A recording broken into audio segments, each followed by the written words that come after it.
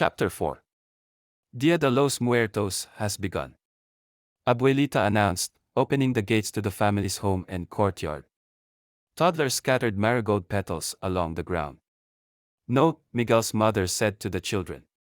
We have to make a clear path. These petals guide our ancestors home. We don't want them to get lost. We want them to come and enjoy all the food and drinks on the ofrenda. See. The children nodded. As she helped them create a path of marigold petals from the ofrenda room to the front gate, Miguel and Dante scurried across the roof and dropped to the sidewalk outside the family home. Miguel clutched his homemade guitar. In just a few more steps, he wouldn't have to hide. Suddenly, Tio Berto and Miguel's father rounded the corner, carrying a small table. With his heart pounding, Miguel backed up toward the hacienda to avoid the adults, only to find his abuelita shaking out a rug behind him. He and Dante ducked into a corner. In the courtyard, Amigos, she said to Papa and Tio Berto. You want it down by the kitchen? Papa asked. Si. Next to the other one, she answered. Miguel and Dante disappeared into the ofrenda room before anyone spotted them. Mama Coco was inside, resting. Get under, get under. Miguel urged Dante, quickly stashing the dog and the guitar beneath the altar table just as Miguel's parents and Abuelita entered. Miguel. Abuelita exclaimed. Nothing. Miguel said, turning to face her. Mama, Papa, Miguel, said his papa. Your abuelita had the most wonderful idea. We've all decided it's time you joined us in the workshop. He pulled out a leather apron and dropped it on Miguel's shoulders.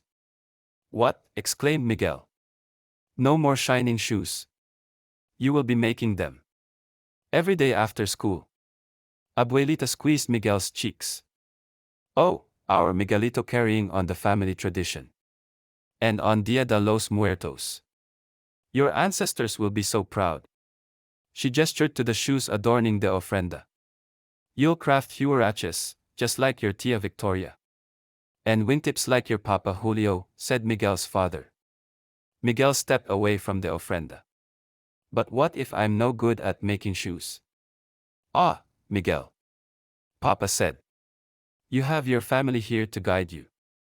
You are a Rivera. And a Rivera is a shoemaker.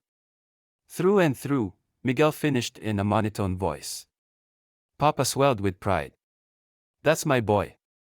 Berto, break out the good stuff, I wanna make a toast. Abuelita smothered Miguel with kisses as the adults exited. Miguel stole a look at the ofrenda, where Dante and his guitar were hidden. Miguel was shocked to see Dante eating the ofrenda offerings. No, Dante, stop. As Miguel pulled the dog away from the ofrenda, the table shook, and the frame holding Mama Imelda's old photo swayed back and forth. Miguel watched in horror as the frame toppled over and hit the floor with a sickening crack. Miguel rushed to pick it up, but it fell apart, leaving him holding only the photo of Mama Imelda and Coco. No, he moaned. Miguel studied the photo and noticed that another part of it had been folded back and hidden. He unfolded it and saw the body of a man who could only be his great-great-grandfather, standing next to Mama Imelda, holding a skull guitar. The man's face had been torn from the photo. Miguel couldn't believe the coincidence. The guitar was just like Ernesto de la Cruz's. Miguel gasped. Ernesto's guitar. Just then, Mama Coco stirred awake. Papa, she said. Mama Coco pointed a crooked finger at the picture in his hand. Papa. Miguel's eyes widened. He stepped closer to her. Mama Coco, is your Papa Ernesto de la Cruz? Papa. Papa, she called louder now. Miguel rushed to his rooftop hideout. He grabbed Ernesto de la Cruz's album from his ofrenda. He examined the guitar on the album cover and compared it to the guitar in Mama Imelda's photo. It was an exact match. Could it be true? He ran to the edge of the roof and proudly hoisted the picture and album cover. Papa. Papa. Miguel yelled to his dad in the courtyard below. His parents looked up at him. It's him. I know who my great-great-grandfather was. Miguel's mom gave him a stern look. Miguel, get down from there. Mama Coco's father was Ernesto de la Cruz. What are you talking about? Miguel's father asked.